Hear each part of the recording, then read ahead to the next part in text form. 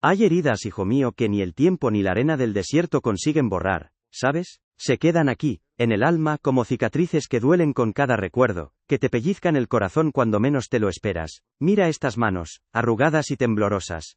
Ya han visto muchos amaneceres, y demasiadas puestas de sol, y han sentido el peso de la vida, de la fe, y también de la decepción. La voz también se me quiebra, no es la de antes, ya lo ves, pero guarda la memoria de lo que mis ojos, o mejor dicho, los ojos de mi corazón, presenciaron en los relatos de los ancianos. Me siento viejo, sí, pero la historia que te quiero contar hoy, esa, tiene la edad de un dolor que ha perdurado por generaciones. La de un hombre al que el mismísimo Dios eligió, y que, a pesar de todo, se vio solo, traicionado por aquellos a quienes entregó su vida para liberar. Es una historia sobre el peso de la fe, y la amargura de la ingratitud, una que me hace suspirar cada vez que la revivo en mi mente, como si el polvo de aquel desierto aún me llenara los pulmones. Imagínate el escenario, muchacho, no era un palacio, ni un templo sagrado, ni un oasis de sombra y frescor. Era el desierto, vasto, implacable, bajo un sol que quemaba la piel, y secaba la esperanza hasta la última gota. El aire vibraba con el calor, y un silencio pesado, solo roto por el murmullo creciente de miles de voces. Un sonido que pronto se convertiría en un rugido de ira. Y en medio de todo eso Moisés. ¿Lo ves?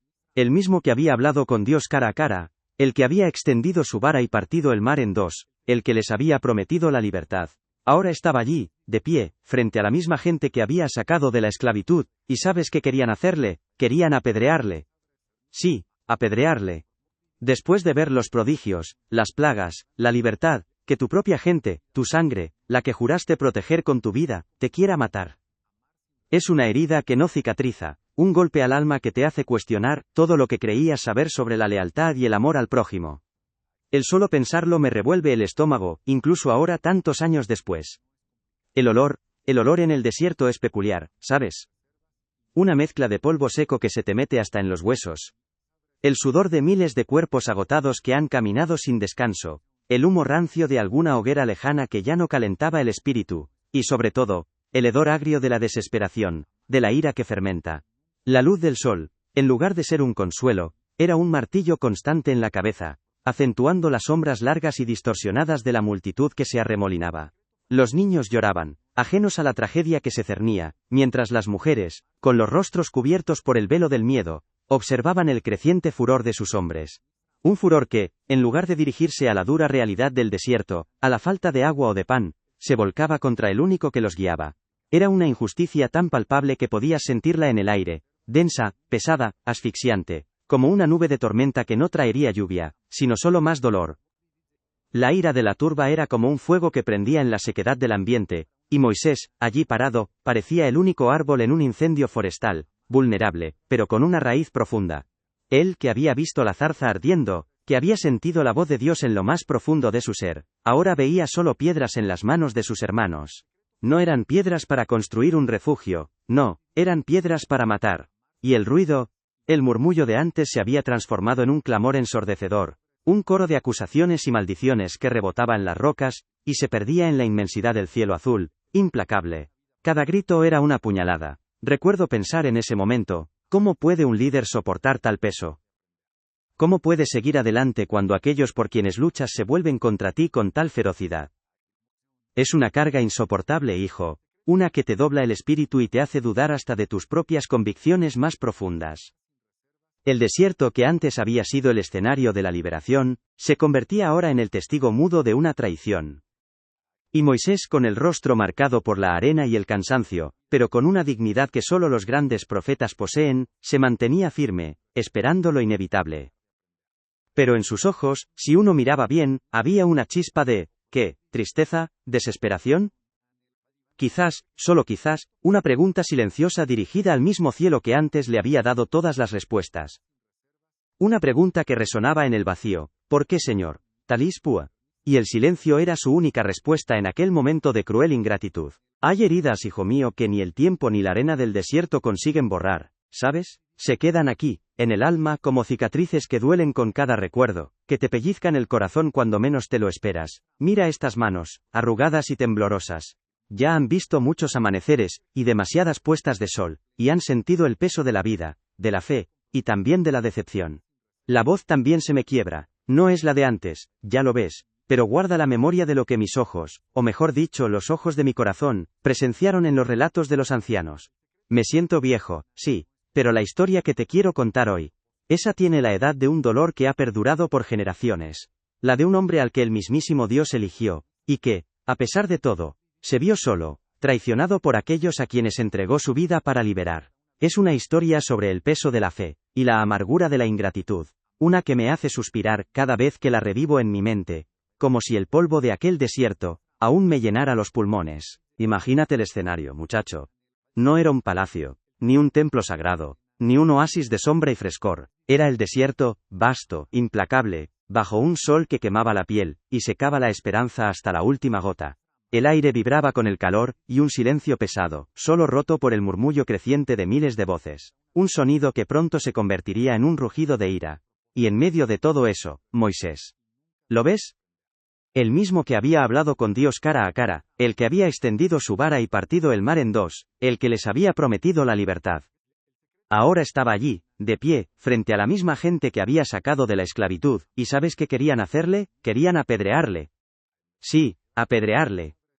Después de ver los prodigios, las plagas, la libertad, que tu propia gente, tu sangre, la que juraste proteger con tu vida, te quiera matar. Es una herida que no cicatriza, un golpe al alma que te hace cuestionar todo lo que creías saber sobre la lealtad y el amor al prójimo. El solo pensarlo me revuelve el estómago, incluso ahora tantos años después. El olor en el desierto es peculiar, ¿sabes?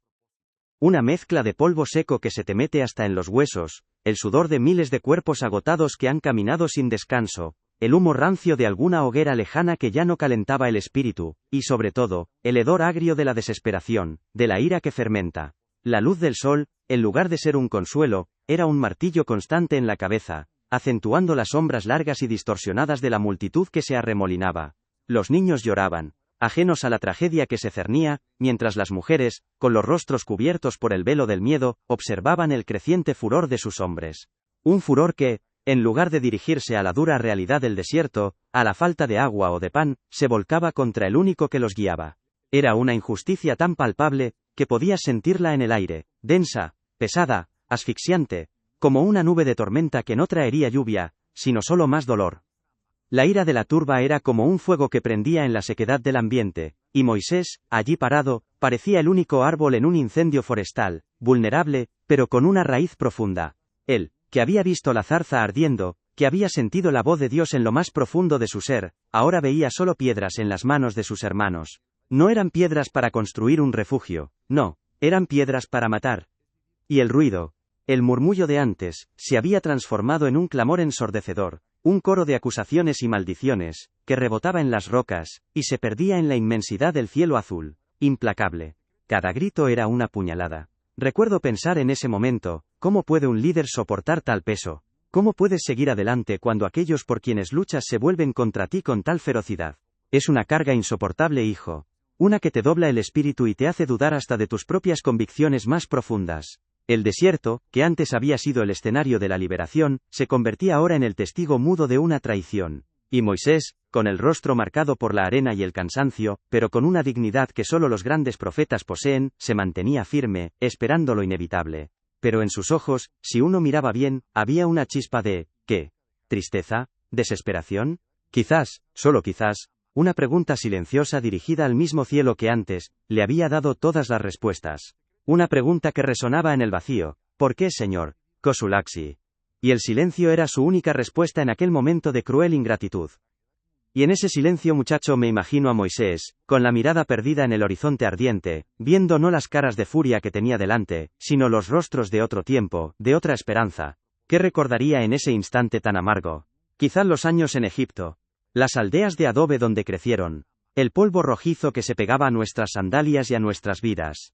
Mis abuelos me contaban cómo eran las casas, pegadas unas a otras, buscando el consuelo de la cercanía, protegiéndose del ojo vigilante de los capataces. El aire siempre olía a pan recién horneado y a la amargura del sudor, pero también a las hierbas que nuestras madres usaban para curar las pequeñas heridas, las del cuerpo y las del alma.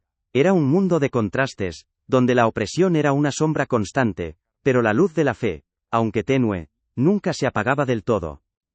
Recordaría, seguro, la vida en el pueblo. Las costumbres que nos aferraban a nuestra identidad, a pesar de la esclavitud. Las mujeres tejiendo bajo el sol, sus dedos hábiles entrelazando hilos de lino y de esperanza. Los hombres, como mi padre y mi abuelo, levantando ladrillos bajo el látigo, con la espalda encorvada, pero los ojos, a veces, alzados al cielo en una oración silenciosa. Vestíamos ropas sencillas, de lino vasto, remendadas 1000 veces, cada zurcido, una historia de resistencia. Pero en las noches, alrededor de las pocas hogueras permitidas, se contaban las viejas historias, las promesas de un Dios, que no nos había olvidado, que nos sacaría de aquella tierra de aflicción. Esas historias, eran nuestro alimento, nuestro único tesoro, más valioso que el oro de los faraones, porque nos daban un futuro. Ah, las promesas. Hablaban de una tierra que manaba leche y miel. ¿Te lo puedes imaginar, hijo? Para nosotros, que solo conocíamos el Nilo y el desierto circundante, y el pan de la servidumbre, la idea de una tierra así era un sueño tan vívido que casi podía saborearlo. Mis padres y mis tíos, con sus ojos cansados, me hablaban de ello. De las bendiciones que Dios derramaría sobre nosotros, de ser un pueblo libre, adorándole en un lugar que Él mismo nos daría. Eran los sueños de una infancia marcada por la escasez, pero también por la riqueza de esas narraciones, de esas profecías que nuestros ancianos recitaban con voz temblorosa pero con fe inquebrantable. Cada atardecer, al ver el sol hundirse tras las pirámides pensábamos, un día seremos libres, y veremos esa tierra. Recuerdo las celebraciones que hacíamos en secreto, muchacho. Las Pascuas improvisadas, con cordero asado a toda prisa y hierbas amargas que recordaban nuestra esclavitud. Los niños nos sentábamos alrededor, escuchando a los mayores contar la historia de Abraham, de Isaac, de Jacob, de cómo Dios había obrado milagros en el pasado. Se sentía la presencia de algo grande y antiguo, una fuerza que nos unía más allá de los muros de adobe y las cadenas. A veces, sacrificábamos un pequeño cabrito en la intimidad de nuestras casas, un gesto de fe y obediencia, pidiendo a Dios que recordara su pacto. Eran momentos de una comunión profunda, de una fe sencilla pero potente, forjada en la adversidad, donde cada acto, cada palabra, cada suspiro, era un clamor al cielo. Luego llegó la noticia de Moisés, como un rumor en el viento, un susurro que se hizo grito, al principio incredulidad, otro más que prometía y se desvanecía. Pero no, esta vez era diferente, las plagas, las plagas, ver el Nilo teñirse de rojo, sentir los insectos invadir cada rincón, la oscuridad que devoraba la luz. Cada una era una señal, un golpe en el corazón del faraón, pero también un golpe en el corazón de nuestra duda. La esperanza, que había sido una brasa moribunda, se avivó en un fuego rugiente. La gente, mi gente que había gemido bajo el yugo, empezó a mirarse a los ojos con una chispa nueva, con la convicción de que, esta vez sí, Dios había escuchado nuestro clamor. Era un tiempo de fe, de una fe que movía montañas y partía mares, o al menos, eso creíamos entonces. La noche de la Pascua, la noche de la partida. ¿Qué noche, hijo? El olor de la sangre en los dinteles de las puertas, el terror de los egipcios, el silencio tenso antes de la orden. Recuerdo el bullicio, la prisa por salir, con el pan sin levadura en las manos, apenas cocido. La sensación de libertad era tan abrumadora, que casi podías tocarla, sentirla en el aire frío de la noche. Caminábamos, miles de nosotros, bajo la columna de fuego, guiados por la mano invisible de Dios, y por la figura imponente de Moisés. Dejábamos atrás siglos de opresión, de lágrimas, de desesperación. El desierto, que antes nos había parecido una barrera, se abría ahora como un camino a la promesa, un camino hacia la tierra que nos esperaba, una nueva vida. Éramos un solo pueblo, con un solo corazón, latiendo al ritmo de la esperanza. Y los milagros en el desierto, ¿los recuerdas? El maná, que caía del cielo como rocío cada mañana, un pan dulce y misterioso que nos alimentaba. El agua que brotó de la roca, fresca y abundante, cuando la sed nos quemaba la garganta, y la desesperación empezaba a asomar. Eran pruebas irrefutables, de que Dios estaba con nosotros, que Moisés era su mensajero, su siervo fiel, la gente se postraba, lloraba de gratitud, susurraba alabanzas. La fe de aquellos días era pura, inquebrantable, como el oro fundido en el fuego. Nos sentíamos invencibles, protegidos por el Altísimo, un pueblo elegido, con un destino glorioso por delante. El desierto, con todas sus pruebas, era también el escenario de una fe asombrosa, de una comunión con lo divino que parecía inquebrantable. Luego vino el Sinaí, la montaña que humeaba, la voz de Dios que resonaba en nuestros oídos, grabada en tablas de piedra, la ley, los mandamientos, el pacto. Se erigió el tabernáculo, un santuario móvil en medio del desierto, donde el incienso quemaba, y la presencia de Dios habitaba entre nosotros. El olor a incienso, a sacrificio se mezclaba con el polvo, creando una atmósfera de reverencia y temor. Éramos un pueblo con una ley, una identidad, una conexión directa con el Creador del universo. Las celebraciones, las ofrendas, todo era un recordatorio constante de quiénes éramos, y de las promesas que se nos habían hecho. Éramos de verdad, la nación santa, el tesoro especial de Dios. La esperanza de la tierra prometida no era ya solo un sueño, sino una certeza, un destino sellado por la mano divina. Pero el tiempo en el desierto es un maestro cruel, muchacho. Las quejas comenzaron, primero en susurros, luego en lamentos. El maná, que antes era un milagro, se volvió monótono. El agua, siempre un desafío. La carne, la variedad de Egipto, la añoranza de lo que habíamos dejado atrás, incluso de la esclavitud, empezó a carcomer la fe. La sombra de la duda se alargaba con cada día que pasaba bajo el sol implacable. Las promesas lejanas parecían desvanecerse ante el cansancio presente. ¿Es que Dios nos había traído aquí para morir? ¿Es que Moisés nos había engañado? Esa pregunta, primero silenciosa, empezó a resonar en los corazones, un veneno lento que transformaba la gratitud en resentimiento, la esperanza en amargura. Y ahora, mira dónde estamos, muchacho. El contraste es tan doloroso que me parte el alma. Aquellos mismos labios que cantaron alabanzas al ver el mar rojo abrirse, ahora gritan para que Moisés sea apedreado. Aquellas mismas manos que recogieron el maná del suelo, ahora buscan piedras para acabar con el hombre que Dios les envió.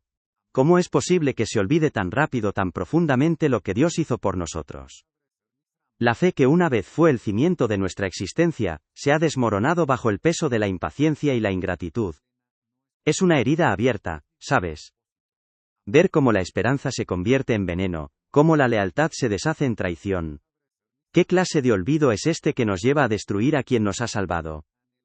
Es una pregunta que me persigue incluso ahora, tantos años después de haber escuchado estos relatos. El silencio después de la pregunta de Moisés no era vacío, muchacho. Era un silencio cargado, ¿sabes? Un silencio que gritaba más fuerte que cualquier acusación. Las piedras en las manos de la gente, no eran solo rocas, eran el peso de su olvido, de su ingratitud. Y él, Moisés, lo sentía. No en la piel, no aún, sino en lo más hondo del alma. Era como si un velo se hubiese caído de sus ojos, revelándole la cruda verdad. Ya no era el libertador glorioso, el hombre que hablaba con Dios, ahora era, ¿qué? ¿Un estorbo? ¿Una carga? La mirada de algunos, antes llenas de reverencia, ahora destilaban reproche, una mezcla de miedo y frustración que se había cocinado a fuego lento en el horno del desierto. Los murmullos, que antes eran súplicas, se habían transformado en juicios, en sentencias dictadas por la impaciencia y la amargura. Y ese fue solo el principio de la espiral, el primer paso en un camino de desilusión que se haría cada vez más hondo y oscuro, una herida que no dejaría de sangrar, no por muchos años. Las humillaciones, hijo, no tardaron en llegar, no fueron solo gritos, no, eran pequeñas cosas, ¿sabes? Un gesto despectivo al pasar, una risa ahogada cuando intentaba hablar, miradas que evitaban la suya como si su presencia fuese un mal presagio. Y luego, las acusaciones, que brotaban como malas hierbas en un campo fértil. Que si él nos había sacado de Egipto para morir aquí, que si sus promesas eran mentiras, que si buscaba solo su propia gloria. Su propia gloria. El hombre que había renunciado a un palacio, que había intercedido por ellos una y mil veces, que había rogado a Dios por sus vidas. Era tan absurdo, tan cruel, que te dejaba sin aliento. Mis abuelos me contaban que hasta los más cercanos, los que comían de su pan y bebían de su copa, empezaron a murmurar, a dudar. El veneno de la desconfianza se infiltraba por todas partes, corroyendo los lazos más sagrados, transformando la admiración en desprecio, el respeto en burla. Era como ver un edificio hermoso desmoronarse ladrillo a ladrillo, no por un terremoto, sino por la carcoma silenciosa de la ingratitud. Hubo momentos, me contaban, en que Moisés se sentía como un prisionero, sí, un prisionero en medio de su propio pueblo. No es que lo encadenaran a una celda, no de esa manera literal, pero la soledad que lo rodeaba era una cárcel invisible, más dura que cualquier muro de piedra. Era la cárcel del aislamiento, del rechazo, de saberse incomprendido por aquellos a quienes más amaba. A veces, se retiraba a su tienda, buscando un respiro, un momento de paz lejos de las miradas acusadoras y los susurros venenosos. Pero incluso allí, en la intimidad de su refugio, el peso de su responsabilidad y la amargura de la traición lo perseguían. El aire se volvía denso, pesado, cargado con la expectativa de un nuevo desafío, de una nueva queja, de una nueva prueba de su liderazgo. La noche no traía consuelo, solo el eco de las voces del día repitiendo una y otra vez las mismas acusaciones, las mismas dudas que le carcomían el alma. Y lo más doloroso quizá, era el silencio de algunos de los suyos. ¿Sabes? Cuando hasta tu propia sangre empieza a dudar, cuando aquellos que deberían ser tu apoyo, se encogen de hombros, o bajan la mirada, eso te rompe por dentro. Aarón, su hermano, su compañero en el Éxodo, a veces parecía vacilar, presionado por la turba. Y Miriam, su hermana, que había cantado de alegría al cruzar el mar, también tuvo sus momentos de crítica, sus preguntas. No era una traición abierta, no como la de la multitud, pero era una grieta en el muro de su fe, un indicio de que la desconfianza se extendía incluso a los corazones más cercanos. Esa soledad, esa falta de un hombro donde apoyarse sin temor a ser juzgado, era una carga casi insoportable. Te sientes solo, completamente solo, en medio de miles de personas, y te preguntas, ¿dónde está mi refugio? ¿Dónde la mano amiga que me recuerde quién soy, y por qué lucho? Mientras tanto, el mundo exterior seguía su curso, ajeno a las querellas internas, pero a veces, sus sombras se proyectaban sobre el campamento. Los reyes de las naciones vecinas, los amalequitas, los amorreos, sus nombres resonaban como amenazas en la noche, y la gente, mi gente, empezaba a compararse, ¿sabes? Veían a esos otros pueblos, fuertes, con sus ciudades amuralladas, sus ejércitos, y luego se miraban a sí mismos, errantes en el desierto, y la culpa, la frustración, la volcaban contra Moisés. ¿Por qué no somos como ellos?, se preguntaban. ¿Por qué no tenemos un rey que nos guíe con mano fuerte, como los de estas tierras? ¿Por qué este hombre nos arrastra de un lado a otro sin un destino claro? No entendían que su fuerza no residía en las espadas ni en los muros, sino en el pacto con Dios. Pero la visión de lo ajeno, de lo que parecía más seguro, más próspero, se convertía en una tentación, en un arma más contra el líder que les había prometido lo invisible. Y Moisés, con su sabiduría y su conexión con lo divino, empezó a comprender, con una amargura que le taladraba el corazón, que para muchos ya no era el guía, el salvador. Era un estorbo, un anciano que los había sacado de un lugar conocido, aunque fuera de esclavitud, para llevarlos a una incertidumbre que les aterraba. Lo veían como el responsable de su sufrimiento, de su sed, de su hambre, de su cansancio. Su figura, antes imponente, ahora era vista como una sombra, una carga que pesaba sobre sus hombros. Cada decisión que tomaba, cada palabra que pronunciaba, era cuestionada, analizada con lupa, buscando el fallo, la excusa para el descontento. El aire se volvió espeso con la sensación de que, para liberarse de sus propios miedos, la gente necesitaba liberarse de él, de su presencia, de su liderazgo. Era una revelación cruel, un espejo que reflejaba no solo la ingratitud, sino también la fragilidad del corazón humano. La amnesia de la gente era asombrosa, muchacho. Como si los milagros del pasado nunca hubieran ocurrido. El mar rojo, las plagas, el maná, todo se desvanecía ante la queja del momento, ante la falta de una cebolla o de un pepino. ¿Te lo puedes creer? La memoria es frágil, pero la ingratitud la hace aún más vulnerable. Hubo quienes intentaron socavar su autoridad directamente, hablando mal de él a espaldas, sembrando cizaña entre las tribus. Algunos incluso se alzaron contra él abiertamente, diciendo, ¿quién te ha hecho a ti príncipe y juez sobre nosotros? Esas palabras, llenas de veneno, eran las mismas que había oído en Egipto, y ahora, de la boca de su propio pueblo, dolían 1000 veces más. Era como si cada vez que un nuevo desafío aparecía en el desierto, la fe de la gente no solo flaqueaba, sino que se volvía en su contra, buscando un chivo expiatorio, un culpable a quien señalar. El peso del liderazgo, hijo, es algo que pocos pueden comprender. No es solo dar órdenes o tomar decisiones, no. Es cargar con las esperanzas de miles, con sus miedos, con sus quejas, con sus fracasos. Y Moisés, lo llevaba todo, sobre sus hombros, sobre su corazón. La soledad, se hizo su compañera más fiel. ¿Con quién podía hablar de sus propias dudas, de su cansancio, de la inmensidad de la tarea? Solo con Dios. Pero incluso esa conversación íntima era, a veces ensombrecida por la realidad palpable de la rebelión. Caminaba por el campamento, y el silencio que se hacía a su paso no era de respeto, sino de recelo, de incomodidad. El polvo del desierto que se levantaba con cada paso no solo le cubría los pies, sino que también parecía empañar la visión de su propósito, haciéndole dudar de si alguna vez, realmente, lograría llevar a su gente a la tierra prometida. Recuerdo una vez que un mensajero regresó de una de esas expediciones de reconocimiento, con noticias de los reyes cananeos. Ciudades fortificadas, ejércitos poderosos, gigantes. La gente escuchó y se llenó de pavor, y en lugar de buscar consuelo en la fe que les había sacado de Egipto, se aferraron al miedo y a la incredulidad. «Mira, Moisés», gritaban, «nos llevas a la muerte, ¿no era mejor servir a los egipcios que morir aquí, devorados por esos gigantes?». La imagen de esos reyes y sus ejércitos se agigantaba en sus mentes, haciendo que la promesa de Dios pareciera una burla, y a Moisés, un iluso o un mentiroso. Los enemigos externos no solo eran una amenaza física, sino que se convertían en una herramienta interna, para la duda, para la acusación, para el rechazo.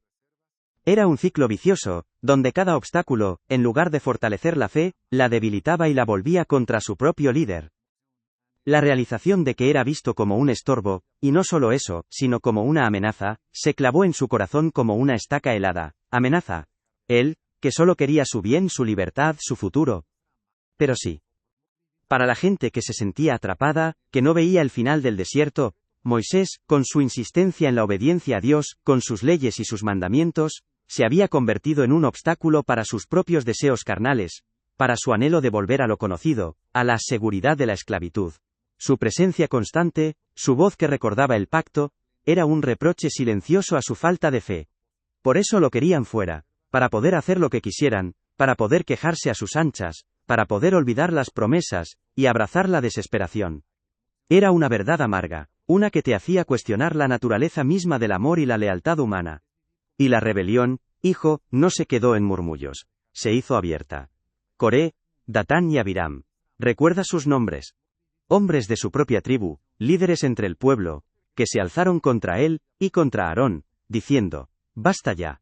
Toda la congregación es santa, y en medio de ellos está Jehová. ¿Por qué pues, os levantáis vosotros sobre la congregación de Jehová?». Esas palabras eran como lanzas que atravesaban el alma de Moisés. No era solo la gente común, era la élite, aquellos que debían ser ejemplos de fe y obediencia. El olor a incienso que antes era de adoración, ahora se mezclaba con el de la rebelión, con el humo de los incensarios de Coré, que querían usurpar el sacerdocio. El suelo del desierto, que había presenciado milagros, ahora temblaba bajo el peso de la discordia, de la desunión, de la traición más descarada. Así que muchacho, la herida no era solo la de la ingratitud, era también la de la soledad más profunda, la del rechazo de aquellos por quienes se había sacrificado todo. Ver cómo su propia gente, la que había sido testigo de tanto poder divino, se hundía en la incredulidad y la rebelión, debía ser un tormento constante. Cada día era una prueba, cada paso en el desierto, una batalla no solo contra la arena y el sol, sino contra la amargura que crecía en los corazones de su pueblo.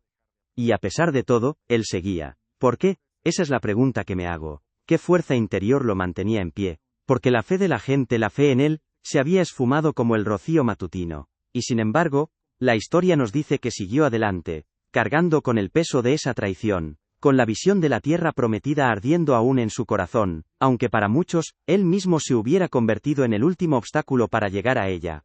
Y en ese torbellino de acusaciones y piedras levantadas, en ese instante donde la ingratitud lo cercaba como las arenas del desierto, me imagino a Moisés no reaccionando con ira sino replegándose, no hacia atrás sino hacia adentro, hacia el único lugar donde siempre había encontrado refugio.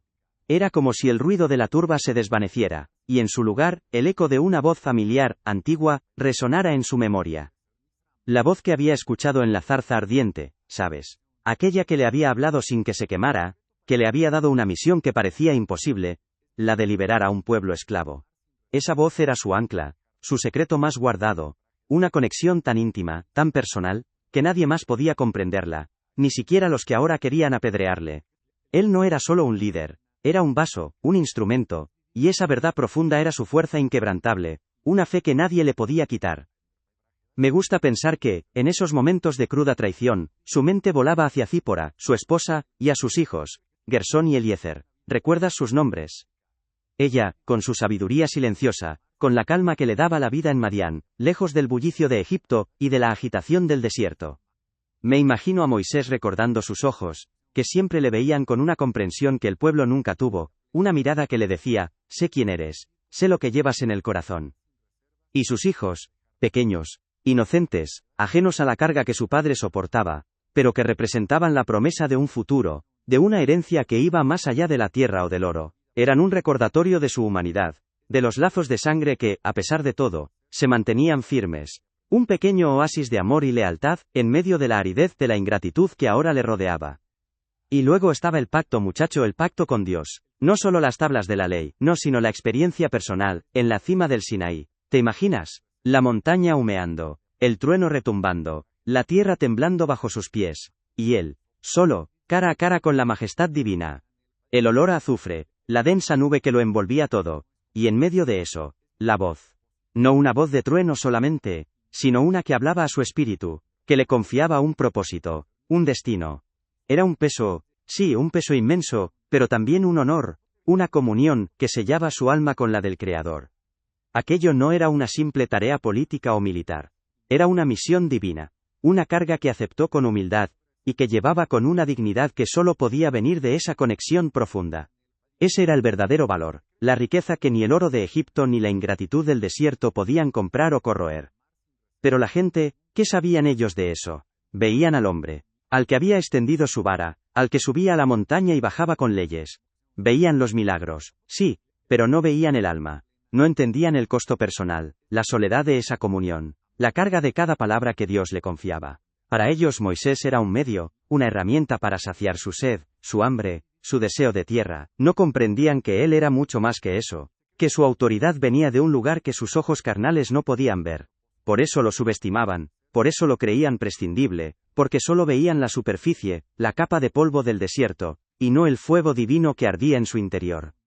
Esa ceguera, esa incapacidad de ver más allá de lo inmediato, era la raíz de su traición, la amarga verdad que Moisés comprendía con dolor. Y en medio de ese clamor de muerte, de ese mar de rostros airados, Moisés no solo escuchó las acusaciones. No, muchacho. Me gusta creer que, en ese preciso instante, una voz más suave, más profunda, se abrió paso a través del ruido. La voz de Dios. No era un trueno ensordecedor, ni un rayo que partiera el cielo, sino un susurro en su espíritu, una confirmación silenciosa, un recordatorio de que él estaba allí, que no lo había abandonado. Era una revelación íntima, un bálsamo para su alma herida, que le decía, yo estoy contigo, Moisés, sigue adelante, mi promesa permanece. Esa certeza interior, esa conexión ininterrumpida con lo divino, era su verdadero escudo, su armadura contra las lanzas de la ingratitud. La gente veía a un hombre solo frente a una turba, Dios veía a su siervo fiel, sostenido por una mano invisible. Recordaría entonces la promesa, aquella que le había sido dada no solo a Abraham, a Isaac y a Jacob, sino a él mismo, Moisés, la tierra que mana leche y miel.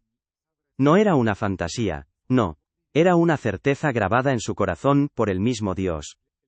Una tierra donde sus hijos y los hijos de sus hijos vivirían libres, adorando al Señor. Esa promesa era su motor, su faro en la oscuridad del desierto. Mientras la gente se quejaba de la falta de pepinos, o de las cebollas de Egipto, él veía más allá, veía el olivo, la vid, las fuentes de agua en la tierra prometida.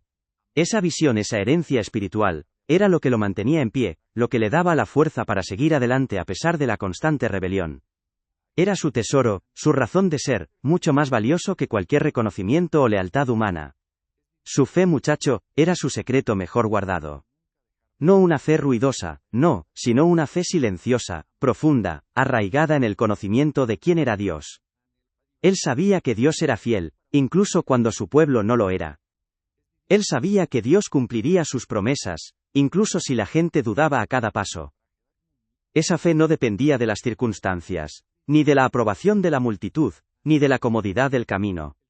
Era una fe forjada en la intimidad con el Creador, una certeza que le permitía mirar más allá de las piedras en las manos de la gente, y ver el propósito divino. Esa fe era su manantial en el desierto, su pan espiritual, su refugio inexpugnable. Era lo que lo mantenía cuerdo, lo que le impedía ceder a la desesperación, lo que le daba la fuerza para seguir intercediendo por aquellos que lo querían muerto. ¿Y por qué seguía? Esa es la pregunta que me asalta cada vez que pienso en ello. No era por gloria personal, ya te lo he dicho, él había renunciado al palacio del faraón por un llamado. No era por el amor de la gente, que era tan volátil como la arena del desierto. Era por un compromiso más profundo, por la gloria de Dios. Él entendía que su misión no era solo llevar a un pueblo a un lugar físico, sino establecer un pacto, una relación entre Dios y su nación escogida. Él era el puente, el mediador. Y esa conciencia, esa responsabilidad sagrada, era lo que lo ataba a su destino, lo que lo obligaba a perseverar, a pesar del dolor, a pesar de la traición.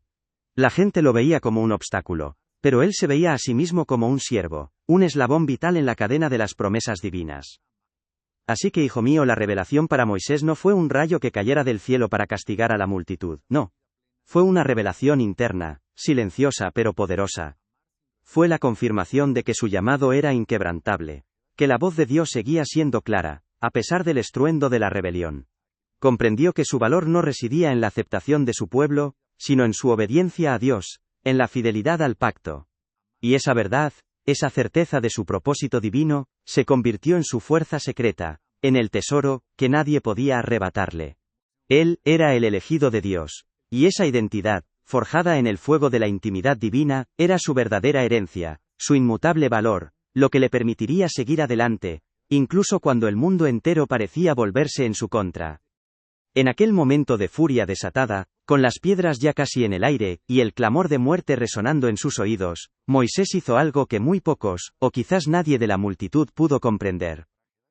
No gritó, no se defendió, ni siquiera miró a los rostros airados que lo rodeaban. En lugar de eso, sus ojos, cansados pero firmes, se alzaron hacia el cielo, y su corazón, ese corazón tan golpeado por la ingratitud, se abrió en una oración silenciosa. No pidió castigo para ellos, no, pidió sabiduría, pidió paciencia, y, sobre todo, pidió que Dios recordara su pacto con ese pueblo testarudo. Fue un acto de entrega total, un soltar el control de su propia vida en las manos del Altísimo. Era un gesto de perdón anticipado, de renuncia a la venganza, una decisión íntima y profunda de seguir adelante, no por su propia fuerza, sino por la voluntad divina, incluso si eso significaba enfrentar la muerte a manos de los suyos. Y entonces, muchachos, sucedió algo. No fue un rayo que partiera el cielo ni un terremoto que abriera la tierra al instante, no, fue algo más sutil, pero innegable. Un silencio pesado, casi palpable, descendió sobre la multitud. Las manos que sostenían las piedras, tensas y decididas, un segundo antes, empezaron a bajar lentamente, como si una fuerza invisible les hubiese quitado la voluntad. Las voces se ahogaron en sus gargantas, los ojos se desviaron, incapaces de mantener la mirada en la figura de Moisés, que seguía de pie, inamovible. Era como si la presencia de Dios, que él había invocado en su silencio, se hubiera manifestado en el aire, fría y solemne, recordándoles la santidad de aquel a quien querían herir. Algunos se miraron, confusos, sus rostros reflejando la vergüenza repentina, el arrepentimiento fugaz. La amenaza de las piedras se disolvió, no por la fuerza de Moisés, sino por la intervención silenciosa de lo divino, un suspiro en el desierto, que les recordó quién era el verdadero juez. La vida en el desierto continuó, sí, pero aquel día marcó un antes y un después para Moisés. La herida de la ingratitud permaneció, una cicatriz en el alma que lo acompañaría hasta el final de sus días, pero también le confirió una fortaleza inquebrantable. Comprendió, más profundamente que nunca, que su liderazgo no dependía del aplauso o la lealtad de la gente, sino únicamente de su obediencia a Dios.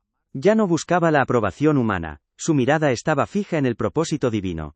Para el pueblo, ese momento de casi apedreamiento fue un recordatorio amargo de su propia volubilidad, y de la paciencia de Dios, aunque, como bien sabes, su corazón seguiría siendo propenso a la queja.